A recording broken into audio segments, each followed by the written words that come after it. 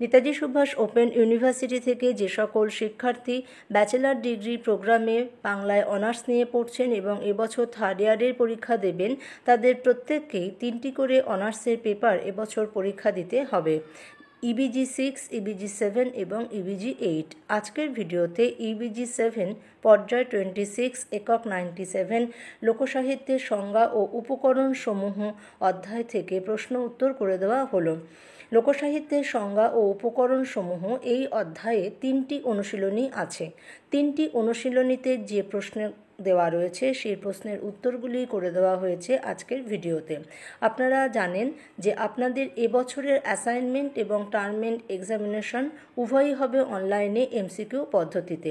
আপনারা যদি আজকের ভিডিওতে দেওয়া প্রশ্নের উত্তরগুলি তৈরি করে ফেলেন তবে অনলাইনে আপনাদের পরীক্ষা দেওয়া অত্যন্ত সহজ হবে। শুরু করছি অনুশীলনী 1-এর উত্তর। সংস্কৃতি বোঝাতে আগে বাংলায় কোন শব্দটি ব্যবহৃত হতো? উত্তর কৃষ্টি শব্দটি। কোন ইংরাজি শব্দের প্রতিশব্দ হিসেবে সংস্কৃতি শব্দটি ব্যবহৃত হয়েছে? উত্তর কালচার শব্দের। সংস্কৃতি শব্দটি কে কোথা থেকে বাংলায় আনেন? উত্তর সুনীতি কুমার চট্টোপাধ্যায় তার এক মারাঠি বন্ধুর মাধ্যমে মারাঠি শব্দ ভাণ্ডার থেকে। লোকসংস্কৃতি শব্দটি কোন ইংরাজি শব্দের প্রতিশব্দ হিসেবে ব্যবহৃত? উত্তর ফোকলোর শব্দের। ইংরাজি শব্দ ফোকলোরের কয়েকটি বাংলা প্রতিশব্দ হল লোকসংস্কৃতি, লোককৃষ্টি, লোককলা, লোকযান, লোকবার্তা, লোকচারণা, লোকায়ন, লোকশ্রুতি, লোকবিদ্যা, লোকতত্ত্ব। ফোকলোর শব্দটিকে কে কোথায় ও কবে সর্বপ্রথম ব্যবহার করেন?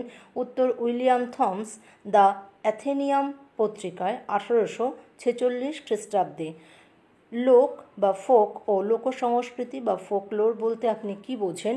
উত্তর পুরাতন ধারণা অনুযায়ী গ্রামীণ কৃষিজীবী নিরক্ষর সংহত সমাজের বাসিন্দা, আধুনিক ধারণা অনুযায়ী বিশেষ উদ্দেশ্যে সংহত গ্রাম বা শহরের শিক্ষিত বা অশিক্ষিত জনসাধারণকে বোঝায়।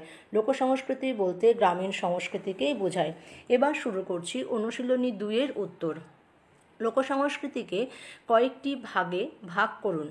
6টি ভাগে লোকসংস্কৃতিকে ভাগ করা হয়। ভাগগুলি হল বাককেন্দ্রিক লোকসংস্কৃতি, বস্তুকেন্দ্রিক লোকসংস্কৃতি, অঙ্গভঙ্গি কেন্দ্রিক লোকসংস্কৃতি, বিশ্বাস সংস্কার কেন্দ্রিক লোকসংস্কৃতি, খেলাধুলা কেন্দ্রিক লোকসংস্কৃতি, অঙ্কন ও লিখন কেন্দ্রিক লোকসংস্কৃতি। বাককেন্দ্রিক লোকসংস্কৃতি বলতে কি জানেন? উদাহরণ দিয়ে লিখুন। উত্তর লোকসংস্কৃতির ঐতিহ্যবাহী মৌখিক সত্তাটি হল বাককেন্দ্রিক লোকসংস্কৃতি। উদাহরণ ছড়া, ধাঁধা, প্রবাদ, লোককথা, লোকগীতি, মন্ত্র, গীতিকা, লোকনাট্যের সংলাপ। বস্তুকেন্দ্রিক লোকসংস্কৃতির কয়েকটি উদাহরণ দিন। উত্তর লাঙল, জোয়াল, কাটারি, জাল, ঝুড়ি, চুপড়ি, সরা, হাঁড়ি, বড়শি, হাতা, খুন্তি ইত্যাদি। লোকসংস্কৃতির কোন দিকগুলি অঙ্গভঙ্গি কেন্দ্রিক লোকসংস্কৃতির অঙ্গ? উত্তর লোকনৃত্য, তার মধ্যে রয়েছে ছৌ, রায়বেশে, কাঠি নৃত্য, বৌ নৃত্য ইত্যাদি, এবং লোক সার্কাস, তার মধ্যে রয়েছে ঢালি খেলা, বেদের দলের বিভিন্ন খেলা ইত্যাদি। বিশ্বাস সংস্কার কেন্দ্রিক লোকসংস্কৃতি সম্পর্কে যা জানেন লিখুন। উত্তর সমাজে প্রচলিত বিশেষ বিশেষ আচার ব্যবহার, বিশ্বাস সংস্কার ইত্যাদির ওপর নির্ভর করে গড়ে উঠেছে বিশ্বাস সংস্কার কেন্দ্রিক লোকসংস্কৃতি। লোকাচার, লোকসংস্কার, লোক উৎসব, লোকচিকিৎসা, লোকবিজ্ঞান, লোকমেলা, লোকপার্বণ, লোকপূজা, গাছে গাছে বিয়ে দেওয়া বিশ্বাস সংস্কার কেন্দ্রিক লোকসংস্কৃতির অন্তর্গত। খেলাধুলা কেন্দ্রিক লোকসংস্কৃতির পরিচয় দিন। উত্তর নিরক্ষর জনসাধারণ নিজেদের শরীরচর্চার এবং আনন্দ বিধানের জন্য যে সকল খেলাধুলা, ব্যায়াম ও প্রতিযোগিতা সৃষ্টি করেছে সেগুলি খেলাধুলা কেন্দ্রিক লোকসংস্কৃতির অন্তর্গত। হাডুডু, ডাংগুলি, নোনতা, বউ বাসন্তী, কানামাছি, কুমির কুমির, বাঘবন্দি, নৌকা বাইচ, ষাঁড়ের লড়াই, মোরগ লড়াই, দাঁড়িয়াবান্ধা, খোটান ইত্যাদি খেলাধুলা কেন্দ্রিক লোকসংস্কৃতির অন্তর্গত। অঙ্কন ও লিখন কেন্দ্রিক লোকসংস্কৃতি বিষয়ে আপনার ধারণা বুঝিয়ে লিখুন।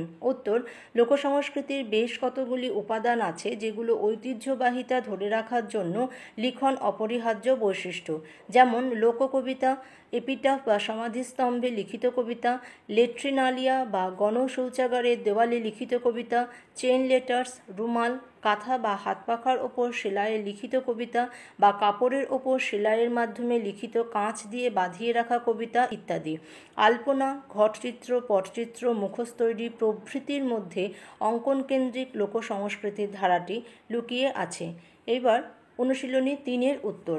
লোকসাহিত্য বলতে আপনি লোক সংস্কৃতির কোন ধারাকে বোঝেন? উত্তর, বাককেন্দ্রিক ধারাকে। লোকসাহিত্য বলতে আগে বোঝানো হতো কেবল। উত্তর, গ্রাম্য সাহিত্যকে। লোকসাহিত্য মূলত উত্তর, অলিখিত। লোকসাহিত্য ও শিষ্ট সাহিত্যের মধ্যে পার্থক্য।